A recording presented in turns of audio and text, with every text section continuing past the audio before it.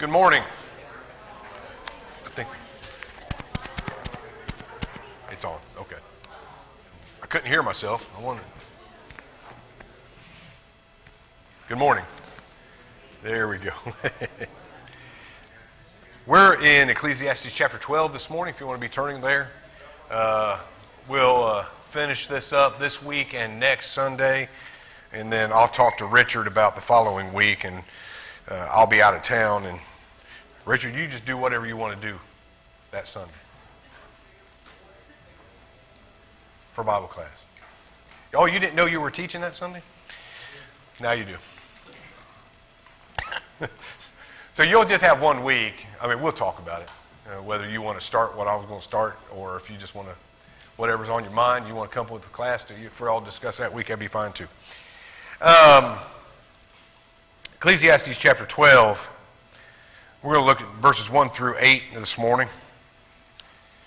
But I want to start with a story. It was August 28th, 2000, that I lost one of the closest people to me.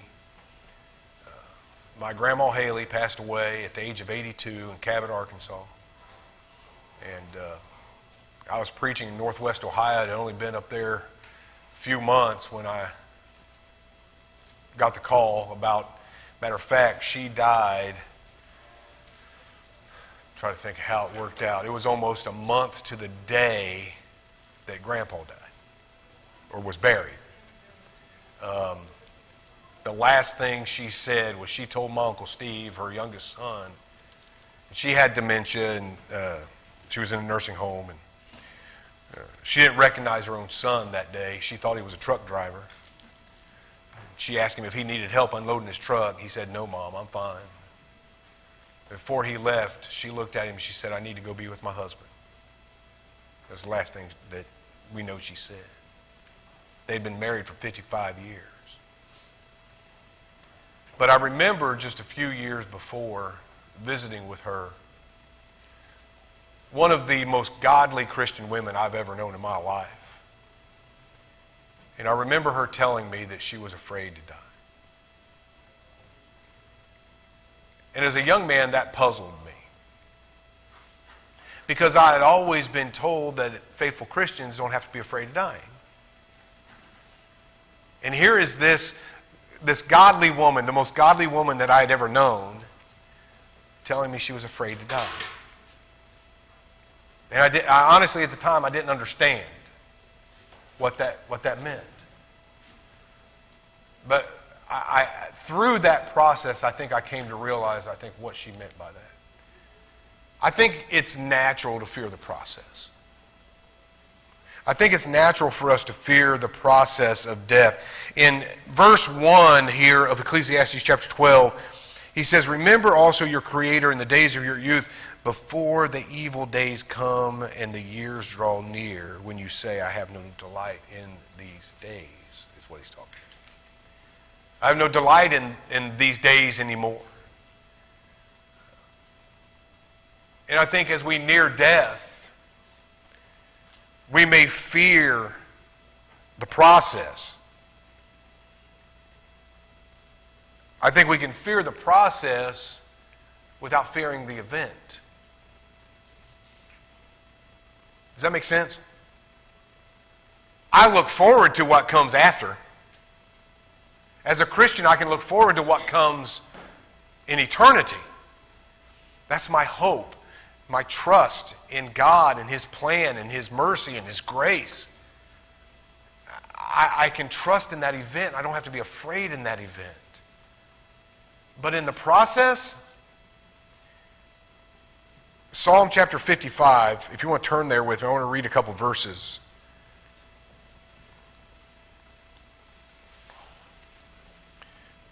I think of David, King David, the mighty man of valor that he was, right? Fearless. Would you say David was fearless? The battles that he fought in life,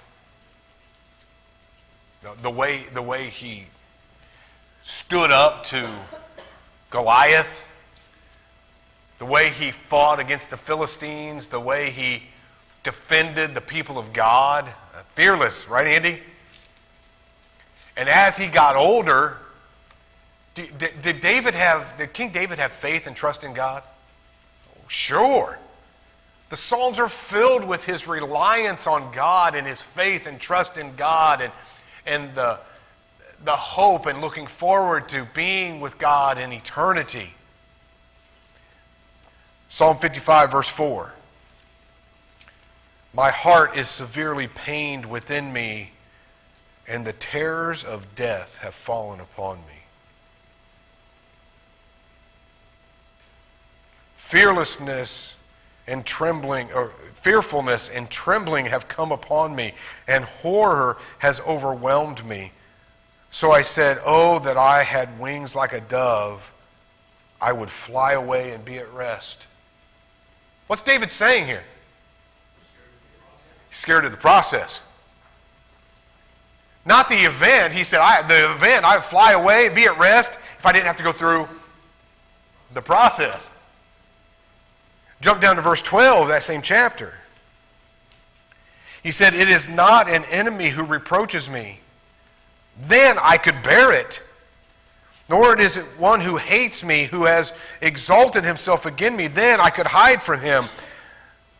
But it was you, a man my equal, my companion, and my acquaintance. He said, if this was something that was a foe, an enemy, something that was evil, I could stand against it and go through it. But no, it's just me. It's my life. And it's the process. And I mentioned it last hour. Jesus. And I always wondered about that prayer in the garden. View? 3 times he goes to pray to the Father and begging him what? If there's any other way. What's he talking about? Well, I think he's talking about 2 things. One, the execution by crucifixion was at that time the most horrible method of death known to man in the ancient world. The suffering, the pain, the agony involved in the hours and the dragging out of sucking the life out of you. Do you think Jesus looked forward to that? Was he afraid of the event? Did he know where he was going? He knew where he had come from, knew where he was going. But the thought of having to endure that, and on top of that, the thought of having to endure spiritually, bearing the sin of all mankind, the process. And when he got up out of the garden, I've said this many times before, but I believe the 3rd time when obviously, and we've talked about this before, right? Does God answer prayers? Sure he does. Sometimes he says, no. That's what he said to Paul. Paul said, I asked God 3 times. Just like Jesus asked 3 times. Paul said 3 times I asked God to take this thorn in the flesh from me. And God said what? God said no. My grace is sufficient for you. Trust in me. God told his son no. And I believe the 3rd time when he got up and he walked back to his sleeping disciples, he was ready. He had defeated the process. He had come to terms with the process. I don't know if my grandmother ever came to terms with the process. Maybe, and I'm just thinking off the top of my head right now, and maybe you can help me with this. Colleen has always said, we watched her dad go through Parkinson's and Alzheimer's and dementia before his death. Colleen has said that her greatest fear is that she would, in the latter years of her life, develop Alzheimer's or dementia. But I'm wondering if it wasn't a blessing for my grandmother. Not the fact that she could say, I'm ready to go be with my husband.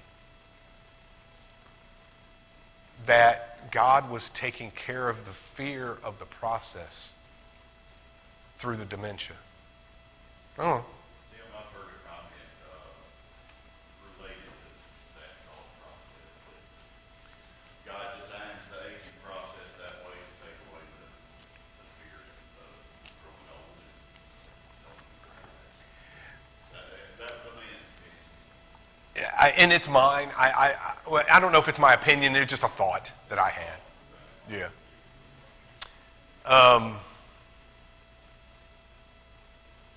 But we don't have to be afraid of the event. The evil days will seem less evil if we remember the Creator in the days of our youth.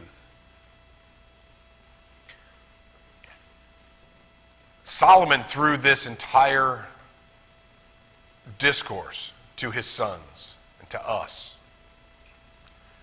has warned us about the lusts and the passions and the foolishness of youth. And as he begins to close this discourse, he says, in those days, remember your Creator.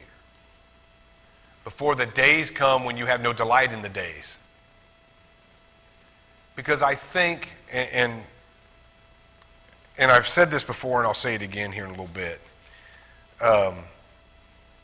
how well we die depends on how well we live. Does that make sense? How well I die will depend on how well I've lived. I've been at bedsides with people who are ready to go. And the peace that they were able to display in that moment, the comfort that just was overwhelming. I've also been to the bedside people that weren't ready. And I can't think of a more fearful thing than that.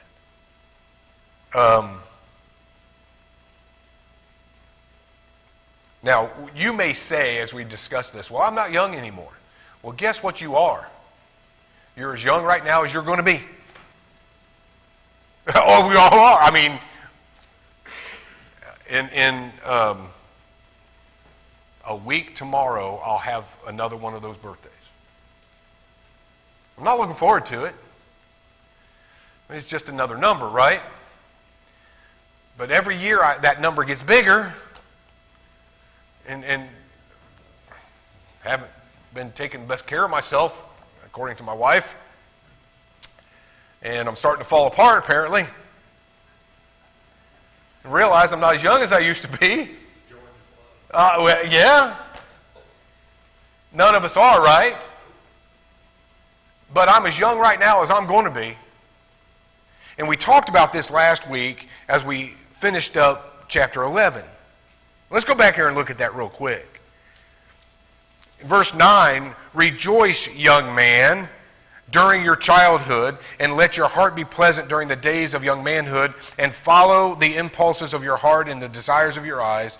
Yet know that God will bring you to judgment for all these things. So, remove grief and anger from your heart, and put away pain from your body, because childhood and the prime of life are fleeting.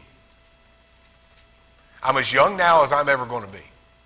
So when is the time to do what I need to do? Right now. 2 Corinthians chapter 6, verse 2. Now is the acceptable time. Now is the day of salvation. And so if I'm going to remember my God, my Creator, in the days of my youth, when does that need to start? Right now. Before it's too late. And I think that's what he's saying in these first couple of verses.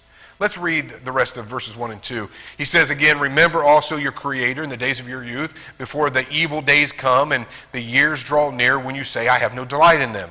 Before the sun and the light, the moon and the stars are darkened, and clouds return after the rain. As we get older, difficult days will lie ahead. We're going to face, presuming that we live long enough, right? We're going to face more and more evil days. There will be days where I remember days when I was young when it just felt like the entire day was just filled with joy. Right? You remember those days you get up, those summer days, you were out of school, you got up, the break of dawn, your dad didn't make you do any chores that day, you'd go play with your friends and you were gone. Right? And we left the house thankful that Dad wasn't dragging us to town to work on one of his apartments or something, you know, and running around with our buddies in the neighborhood and riding our bikes and we'd stop maybe eat lunch either at our house or at a friend's house, and the moms in the neighborhood would make, and then we were gone again, and it wasn't until supper time we were called in at dark. The whole day was just joy, right? Phil, I don't have many of those anymore. Sometimes I get up in the morning dreading the day. And the older I get, the more of those days there are. And so he's saying, when you have opportunity,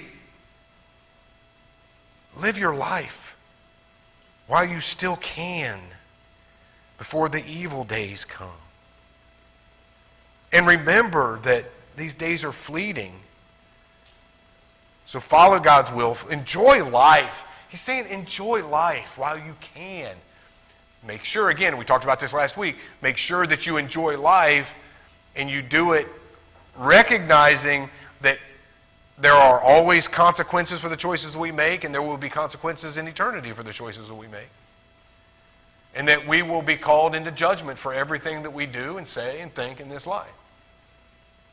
So pursue life and enjoy life, but do it as God intends for his children to do it. Thoughts or comments on any of that? I've said a lot this morning so far. Somebody, y'all got to have some wisdom for me.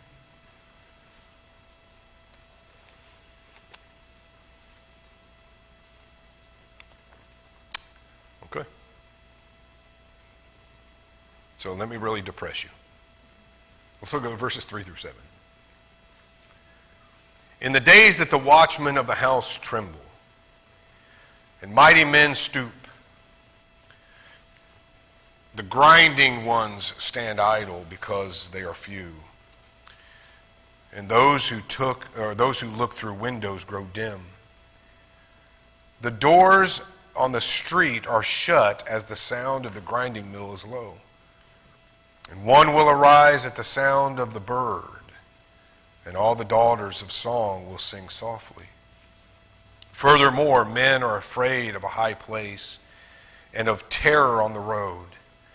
The almond tree blossoms, the grasshopper drags himself along. The capeberry is ineffective.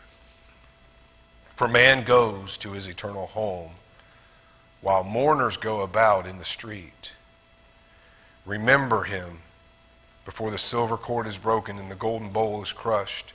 The pitcher by the well is shattered and the wheel at the cistern is crushed. What do you think he's saying in verses 3 through 6? What's that? I think that's right. In fact, one commentator said this, and I'll share this with you. The day is coming when the keeper of the house trembles, the arms are weakened. It's not strong as you used to be. Can't squeeze or turn or like you used to when you were young. The strong men bow down. Your legs become frail. Arliss and I were talking about this last week. My dad has told me numerous times that As he's gotten older, he's got some neuropathy and some things in his legs, and his legs just don't work like they used to, Arliss. Once he gets up out of his chair, it takes him a while to get stable on his legs. And this is, growing up, the strongest man I knew. Right? He swing a big old hammer all day long, arms like this, just strongest man I knew. And to see him stumble and try to walk now, if he stands still in the same place for too long, he gets wobbly. His legs just don't work like they used to. The grinders cease because they are few. This commentator said the teeth fall out. You have to get dentures, right? Reminds me, I've got to call the dentist this week. Those that look through the windows grow dim. What's he thinking? What's that mean? Your eyes lose their sight. Anybody struggle with that? Do y'all remember when you started losing your sight? Do y'all remember? I remember. Colleen used to make breakfast every morning for us in bed. I mean, she spoiled me all my life. I get it. But ladies, listen. Make your husband breakfast in bed. And she would get up. She would go make breakfast. She'd bring it in, and we'd sit in bed and watch TV. We had this little TV. It was about this big, sitting on the dresser in the bedroom. And I was watching Sports Center, or it was ESPN or Fox News or something one morning, and I looked at her and I said, "Something wrong with the TV." She said, "What?" I said, "The ticker, it's not clear, it's fuzzy." She said, "There's nothing wrong with the TV, something wrong with you." So I went and got glasses. You remember? I think I was about 40 when that happened. The doors shut in the streets become hard of hearing. Somebody say something. What? You go, hard of hearing. I've been accused of that a few times at home. The sound of the grinding is low. You ever know somebody that when they were young had a powerful, booming voice, and as they got older, it was hard for them to speak clearly and loudly?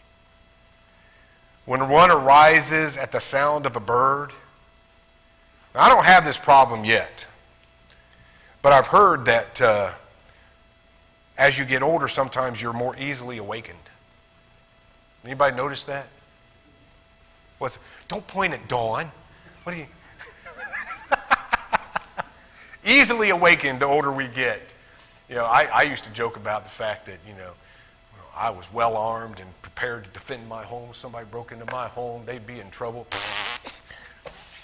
They'd come in and jump up and down on my bed. I wouldn't hear a thing. It's a good thing Colleen's getting older and she wakes up easy. All the daughters of music are brought low. Again, this idea of the voice just not as strong as it used to be, no longer able to sing. They're afraid of heights. What's that mean? You're afraid of falling down. How many people have you known, older folks, have fallen, broken a hip, and died? It's a real concern. They're afraid of heights. The terrors in the way, they no longer feel invincible. Remember when you were young, you felt like, I remember my dad telling me one time, I think it was my brother said something about, or my sister said something about he went and got his concealed carry license, and why he was carrying a gun all the time. He goes, "Well, there was a time in my life I thought I could whoop anybody. And that time's passed." Right? I guess when we're younger, that idea of being 10 feet tall and bulletproof, right? Just not invincible anymore. When the almond trees blossom, the idea that the realization that old age is setting in. And I think that's where I'm at in my life. That it's getting there. Well, I know you've been there for a while, Burl. So No, you didn't have to. Oh, you got to read mine. I did, yeah. You're not getting old. The grasshopper is a burden, drags itself along the ground.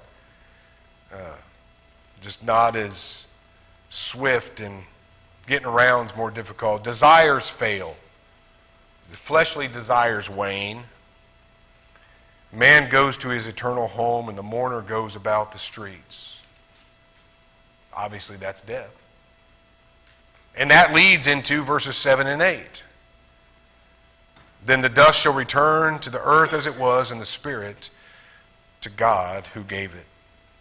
So finally, this is what happens when we get old. So while we still can, what should we do? Go ahead. Should we prepare your funeral service now? Well, sure. As long as you ain't preaching, it, no. I got that worked out. I have had people come to me, and individuals here even, who have come to me and said, when I die, this is what I want. I thought they said they were going to sing the Hallelujah chorus. At their funeral or mine? No, at yours. They might. No, but you're gone. As long as you're not there singing, I mean, I'll meet you on the other side. He died an old man. Yeah. Yeah. Anybody have anything better to say?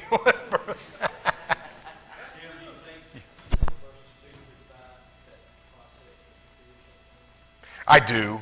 I think that's part of it. I think it's the beginning of it. And then I think, because to a great degree, Andy, I think, what are we afraid of most in life? I'm sorry? The unknown. We're afraid of what we don't know. Well, what's the one thing in life that we all experience, but we only experience it once, and it's death. And until you go through it, the unknown of it. And I think it's, I never would have thought, and I thought about this the other day, in my wildest dreams, I never would have thought that I would have had a blood clot in my leg. It's just not something I would have ever imagined. How'd that happen? I don't know. The unknown of it, And maybe it was the unknown of getting it and having it. It was part of the fear process. And as we get older, it's like, what's going to happen next? The unknown. And then the unknown of death itself.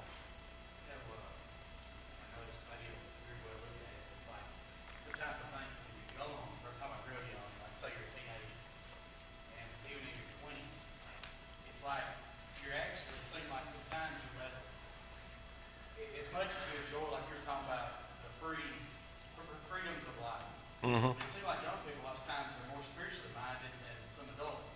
I'm talking about make decisions. Lots of times when they're teenagers, they're still hearts kind of tender, we say, that kind of thing. Yeah. But I remember thinking when my kids were born and they were little, and I had a job that I felt like was a career. I remember thinking, man, every day, man, it's a good day. Yeah. And it's like, and you feel so good about life. But I almost feel like that, part of the natural process is that you get so attached to the physical that after we've lived in it 50, 60, 70 years, that then it has to start whittling away. So that then we start saying, okay, well, we see that it's not what we may have put all our stock in starts getting shaved away. Oh, yeah. What's left is the spiritual. Yeah. Well, and and I think that's the process he's talking about here at the beginning. When you're young, those days seem full of joy and they seem good. And then as you get older and age starts to creep in and problems start to come about in your life, those joyful days seem fewer and fewer.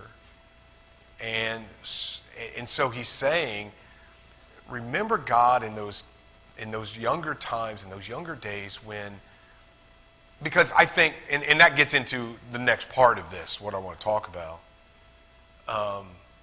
Because what can make the process more bearable?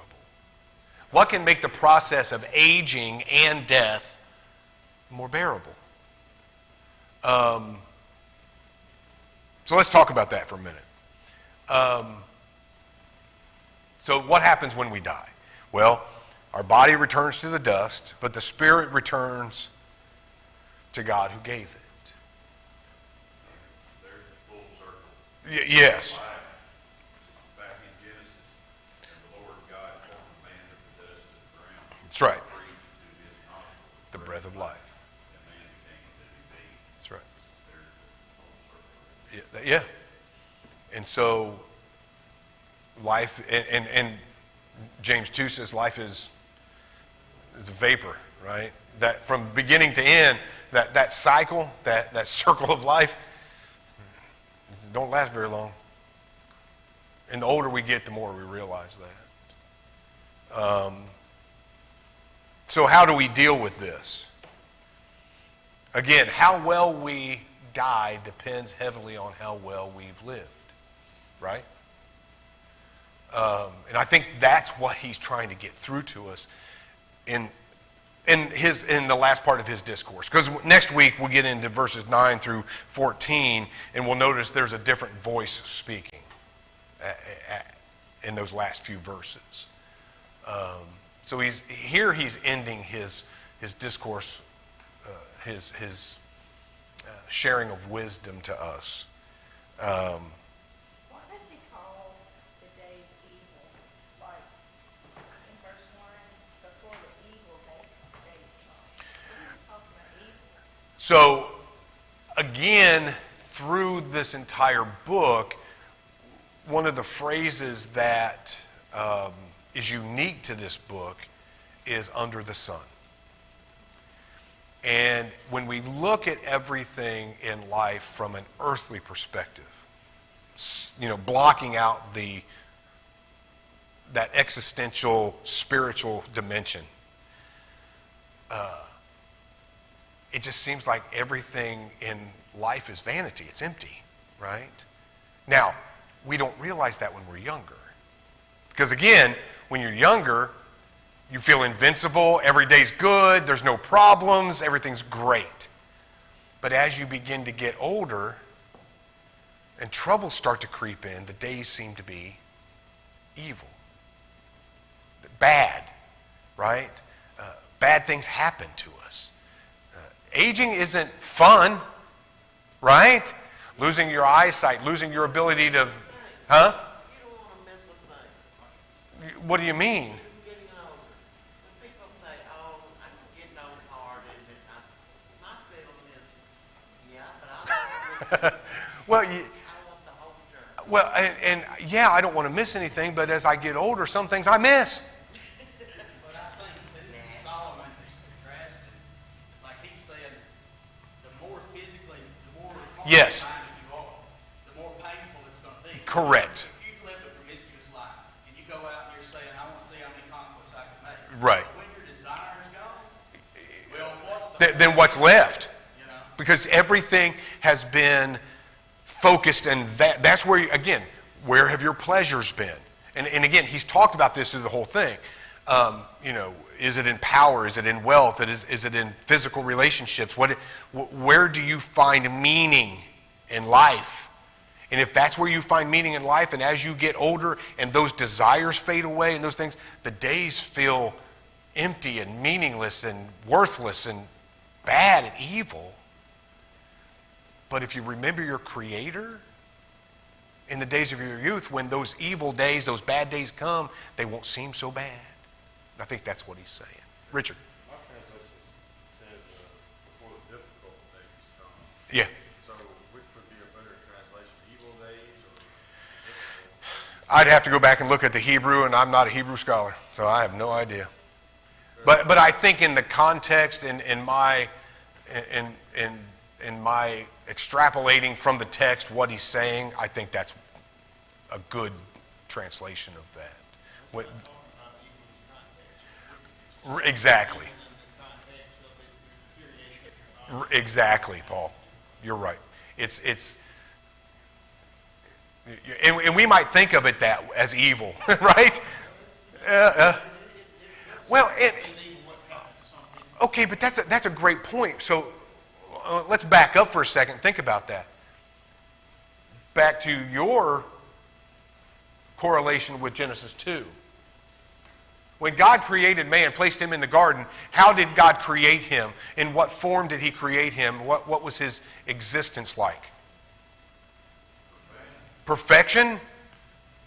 They could have lived there in that paradise forever. When they ate of the tree of the knowledge of good and evil, they brought death, deterioration, evil into the world.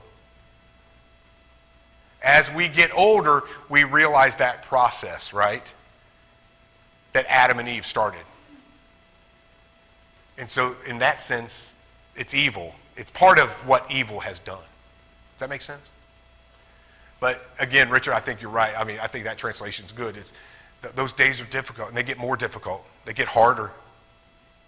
But it's part of that evil process that has been inflicted upon this world. Okay, so lastly, how well we live. Paul tells Titus, exhort the younger men to be what? Sober-minded. I think, and I don't know if I've shared this with you before, but I'll share it now, since Burl kind of brought it up earlier. My biggest fear has always been dying alone. I don't know why, but dying alone. And you know, I remember telling Colleen one time, I said, you know, I'll be lucky if there's 2 cars following my hearse to the graveyard. You know, it's just there's that fear of dying alone. I don't know why. And the more I thought about that and this, I thought the best way to prepare is caring for relationships. In 2 things, and we're about out of time, so, but number 1 has to be caring for my relationship with God. Because if I take care of my relationship with God, I don't die alone. So we go to Luke 16, the rich man and Lazarus. When the rich man dies, there may be a lot of people at his funeral, but he wasn't there. And he essentially died alone. Text tells us he opened his eyes and he was in torment. Alone. Lazarus dies. Does he die alone?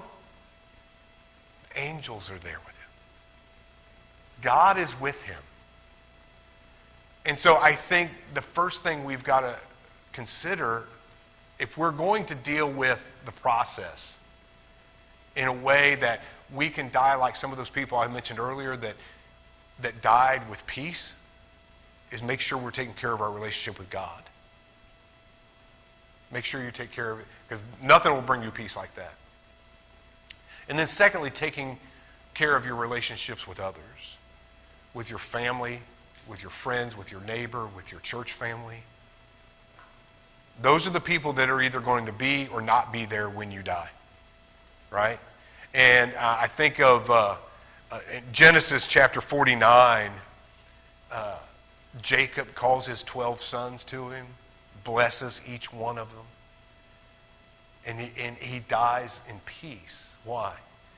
Because he's had this relationship.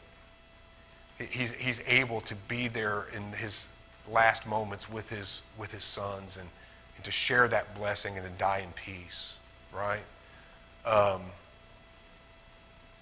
No one can die with more dignity than those who die with peace with God, who are at peace with God when they die. 2 Timothy 2, 4 through 6, right? Or 4, 6 through 8. Paul tells Timothy what? I fought a good fight. I've finished the course. I've kept the faith.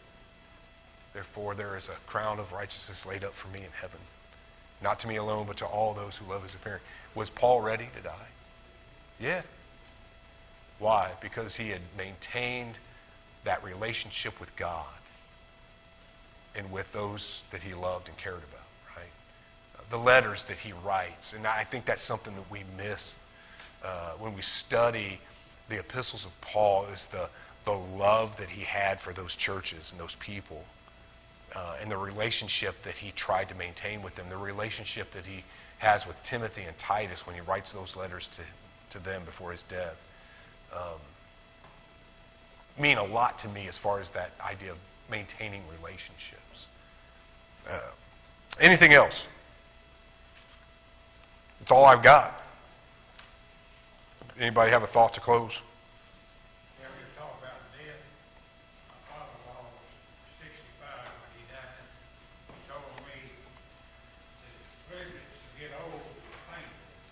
The Lord has blessed me. If I live for September the 28th, I'll be here 90 years. That's every day. Somebody else is going to have a 90th birthday here next week. Can I come see you this week? Because guess who shares a birthday? Guess who shares a birthday? She and I share a birthday. She's a few years older than me, but we were born on the same day, so it's a good day. April 17th. But I'm going to be gone on the 17th, so I'm going to come see you this week. We're 90 years young. There you go. Oh, I won't be gone in... I will be out of town. I could be out of town, sure enough, that's right.